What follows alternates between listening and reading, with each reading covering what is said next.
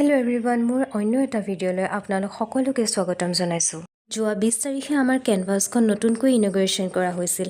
সকলো খুব ব্যস্ত, সঁচাকৈয়ে খুব এটা ভাল লগা সময়। এখন শিক্ষানুষ্ঠান গঢ়ি তুলিবলৈ ইয়াৰ আঁৰত সকলোৰে বহুত বেছি কষ্ট আচলতে লুকাই থাকে। আৰু সেই কষ্টখিনি তেতিয়াহে লাঘৱ হ'ব যেতিয়া আমাৰ ছাত্ৰ ছাত্ৰীসকল শিক্ষাৰ জৰিয়তে জীৱনত এজন ভাল সফল ব্যক্তি হিচাপে গঢ় লৈ উঠিব। এই অনুষ্ঠানটোত বহুত কেইজন ব্যক্তি আমাৰ মাজত আহি উপস্থিত হৈছিলহি। ময়ো এনেকুৱা এটা অনুষ্ঠানত, আচলতে মই নহয়, আমি সকলো এনেকুৱা এটা অনুষ্ঠানত জড়িত থাকিবলৈ পাই সঁচাকৈ খুবেই বেছি সুখী। এজন দুজনকৈ প্ৰায় সকলোখিনিয়ে আমাৰ মাজত আহি উপস্থিত হ'লহি। সকলোৰে মৰম আৰু আশীৰ্বাদত আমাৰ এই অনুষ্ঠানটো খুব ধুনীয়াকৈ পাৰ হৈ গ'ল। এই ভাল লগা সময়খিনি আপোনালোকৰ বাবেও আগবঢ়ালোঁ।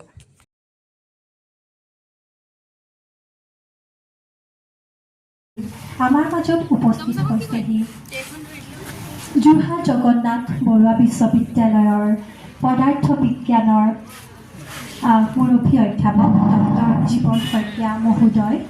আমাৰ মাজত উপস্থিত হৈছেহি যোৰহাট অভিযান্ত্ৰিক মহাবিদ্যালয়ৰ গণিত বিভাগৰ মুৰব্বী অধ্যাপক ৰফিকুল ইছলাম ডাঙৰীয়া। আমাৰ মাজত উপস্থিত হৈছেহি আমাৰ যোৰহাটৰ এজন বিশিষ্ট সাহিত্যিক, কবি তথা সমাজ সেৱক ৰবীন বৰকটকী ডাঙৰীয়া। আমি সকলোৱে জ্ঞাত তেখেত যোৰহাটৰ পৰ্তিয়াগাঁও অৱস্থিত অমৰাৱতী বৃদ্ধাশ্ৰমৰ লগত ওতঃপ্ৰোতভাৱে জড়িত। আমি সমূহ পৰিয়ালৰ, আমাৰ কেনভাছৰ পৰিয়ালৰ তৰফৰ পৰা আপোনালোকৰ ওচৰত সহস্ৰ প্ৰণিপাত জনাইছোঁ। মই আমাৰ আমন্ত্ৰিত ব্যক্তিসকলক সম্বৰ্ধনা জনাবলৈ ওলাইছোঁ। গতিকে আমাৰ মাজত আহি পাইছেহি ডক্টৰ জীৱন শইকীয়া ডাঙৰীয়া। তেখেতক মই এখনি ফুলাম গামোচাৰে আদৰণি জনাবৰ বাবে আমাৰ সঞ্চালক মহোদয় ৰাজীৱ শইকীয়া ছাৰক অনুৰোধ জনালোঁ। সেয়া ডক্টৰ জীৱন শইকীয়া মহোদয়।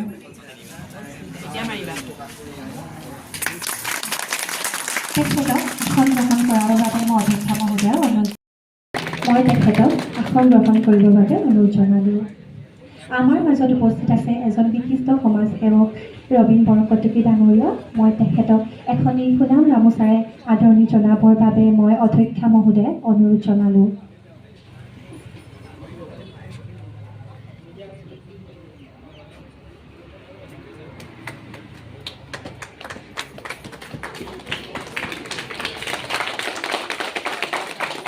ধন্যবাদ বাইদেউ। মই তেখেতক ৰিডিং পঢ়িব নোৱাৰে।